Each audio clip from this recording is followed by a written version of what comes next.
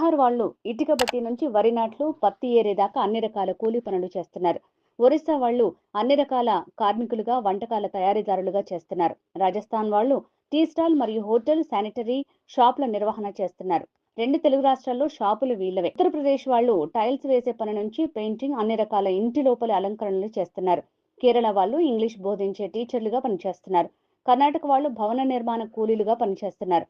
ఇలా ఇతర రాష్ట్రాల నుంచి ఇక్కడికి వచ్చి ఎంతో మంది ఉపాధి పొందుతున్నారు. 2 తెలుగు రాష్ట్రాల వాళ్ళు మాత్రం మందు, మాంసం ఎవడు పంచుతాడు, ఎవడు ఎక్కువ డబ్బులు ఇస్తాడు అంటూ పూటకో జెండా చేతిలో పట్టుకుని తెలిసిన పనిని, చేతిలో ఉన్న వృత్తిని వదిలేసి సమయాన్ని వృధా చేస్తూ ఉచితాలకు, వ్యసనాలకు బానిసలై జీవితాలను నాశనం చేసుకుంటున్నారు. ఇదిలాగే కొనసాగితే రాబోయే కాలంలో ఆంధ్రప్రదేశ్ మరియు తెలంగాణ సంపదను ఇతర రాష్ట్రాలు తీసుకుని పోతే మన వాళ్ళు దివాలా స్థితికి వస్తారు. వారు పనిచేసే అలవాటు, వర్క్ కల్చర్ కూడా మర్చిపోతారు. ఆ తర్వాత పని చేద్దామన్నా ఎవరు పనివ్వని పరిస్థితి వస్తుంది.